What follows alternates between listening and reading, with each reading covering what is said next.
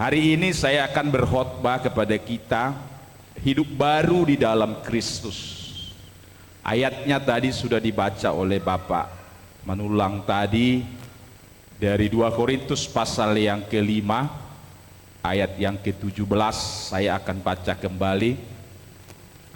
Jadi siapa yang ada dalam Kristus, ia adalah ciptaan baru, yang lama sudah berlalu, sesungguhnya yang baru sudah datang.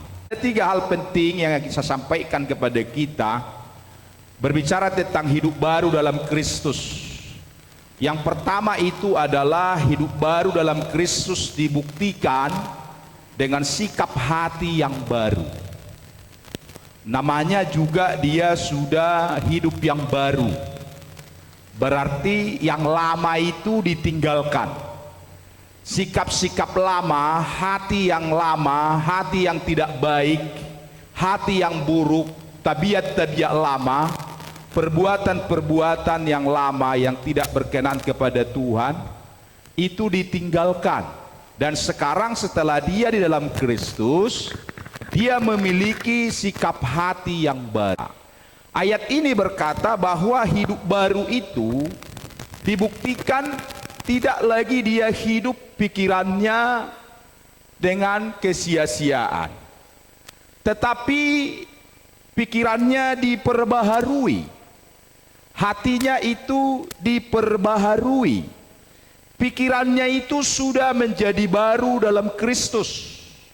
Yang tadinya hatinya suka berbuat dosa, suka berbuat jahat, pikirannya suka memikirkan hal-hal yang tidak baik, setelah dia dalam Kristus, dia diperbaharui menjadi ciptaan baru.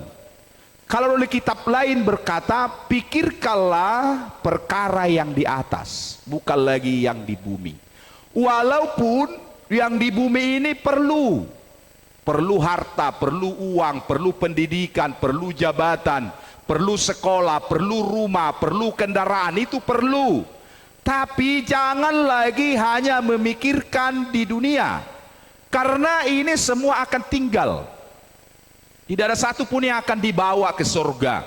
Sekarang pikirkan perkara di atas. Bagaimana kelak nanti hidupmu di surga? Dari hidup sekarang di dunia ini kita pikirkan. Bagaimana kita membawa bekal yang akan kita terima, mahkota kehidupan di surga, upah kita kerjakan sekarang di dunia. Itu nanti yang membawa berkat Tuhan, mahkota kita terima besar kecilnya disiapkan Tuhan di surga.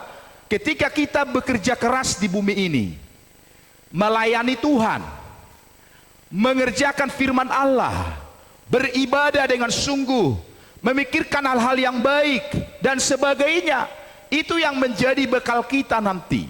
Itu sebabnya jangan lupa memikirkan perkara di atas, tapi harus ada selalu pikiran kita bagaimana aku bisa nanti mendapatkan mahkota di surga.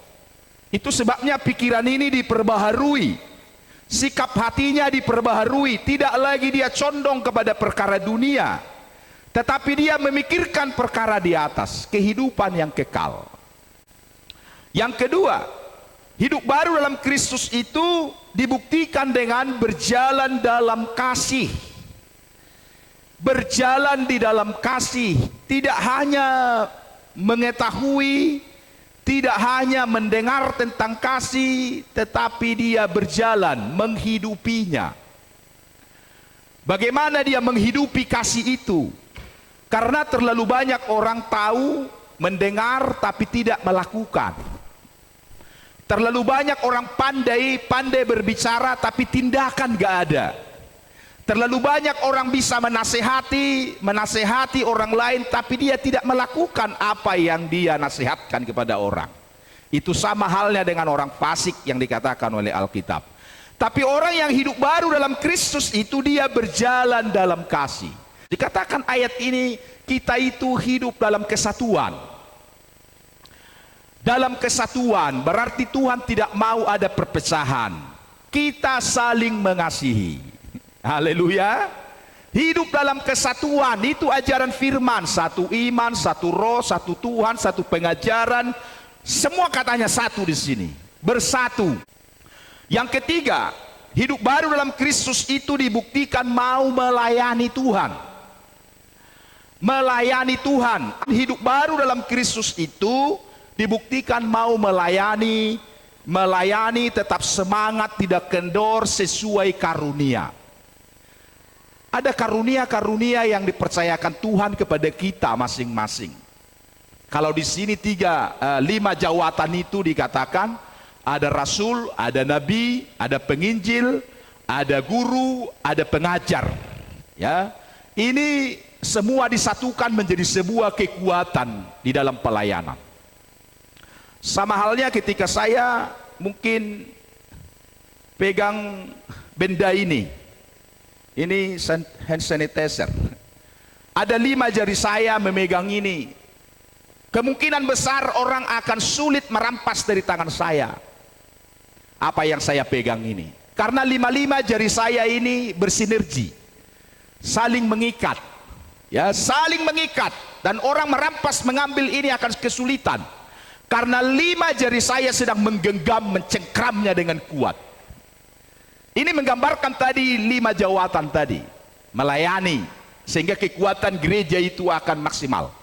Tapi kalau ada satu yang gugur ini, masih kuatkah? Kuat, tapi sudah berkurang kekuatannya. Ada gugur lagi, satu lagi, jadi 3 yang menggenggam. Masih kuat? Masih, tapi masih akan lemah. Semakin lemah kekuatannya. Gugur lagi 3, tinggal 2 yang pegang. Apakah ini gampang dirampas? Kemungkinan sangat gampang dirampas, rapuh dan bisa tumbang sebentar. Apalagi kalau hanya 1 yang pegang. 5 sudah gugur, maka kemungkinan gampang sekali. Orang Batak bilang digultik kope medebu namanya. Ya, gak akan bisa lagi kuat. Tapi coba kalau yang 5 ini memegang ini benda, maka kemungkinan besar orang yang merampas ini akan membutuhkan tenaga yang sangat kuat untuk merampasnya. Demikianlah kita dalam pelayanan pekerjaan Tuhan. Pelayanan ini pun semua kalau terlibat satu sama lain melayani. Tidak ada yang berpangku tangan, tidak ada yang tidak mau melayani, semua melayani sesuai karunia. Maka besar peluang pelayanan itu akan maju. Yang mengerti katakan amin. Ya, pelayanan itu akan berkembang, pelayanan itu akan bertumbuh karena semua orang terlibat di pelayanan itu. Itulah tanda bukti dari hidup baru dalam Kristus. Jadi kalau dia belum mau melayani, masih dipertanyakan kehidupan barunya dalam Kristus. Orang yang hidup baru dalam Kristus itu mau terlibat melayani, pelayanan apapun itu penting. Saya selalu bilang, walaupun hanya membersihkan toilet, menyapu gereja, menyapu halaman, membuka-buka pintu, menjaga parkir, itu pelayanan yang penting. Karena semua itu saling mendukung. Haleluya.